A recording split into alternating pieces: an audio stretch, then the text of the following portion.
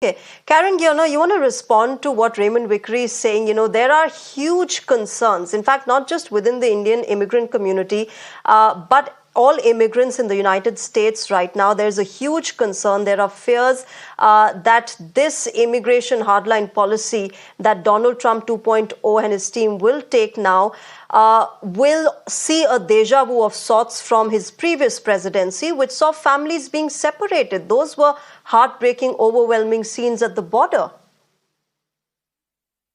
Thank you for having me. All due respect to your guest, the topic of immigration right now, with regard to the transition team in place, is discussing the plan for how to deal with the migrant crisis that affects the United States of America currently and over the past 4 years, the massive numbers that have come over our borders.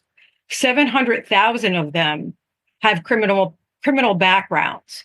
So I do believe that the priorities that were outlined by the president during the campaign and now as president-elect is such that he will first look at the priority points on immigration, which is to look at those who have come over illegally and that have criminal backgrounds to deal with this portion of that population first. I've heard nothing about legal immigration and status of different individuals who have visas that are legally here. That is a very, very low priority. Right now, we're dealing with the crisis at our border.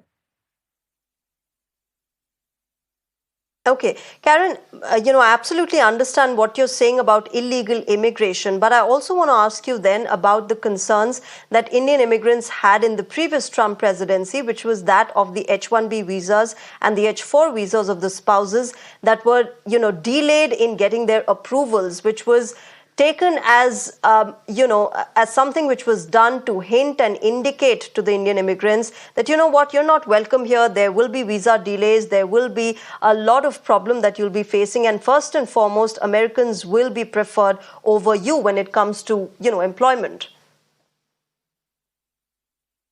Look, I understand that people are nervous or looking toward what this new administration is going to do regarding that issue specifically.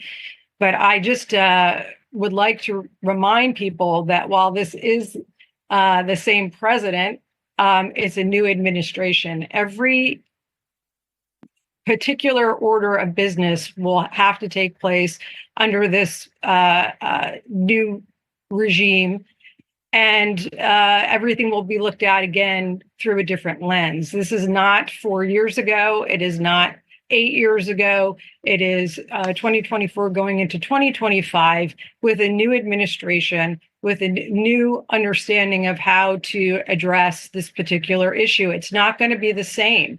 The priorities are to look at the illegal immigration problem that has occurred over the last 4 years. Again, this has been a stress on and a strain economically and culturally and with resources on local communities, state communities in states, and across the nation.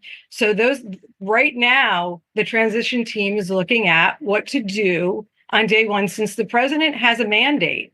He ran on this issue, and the American people overwhelmingly elected him for a second term.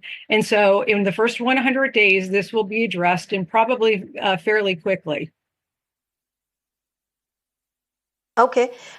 Before I get in Raymond Vickery to respond to you and whether we are judging Donald Trump 2.0 too early, let me get in Vinesh Menon into this conversation. Vinesh Menon, we've been talking about these details that have come out of a report by the Department of Homeland Security, where they've said between 21 and 23, Indian asylum seekers grew by 855%.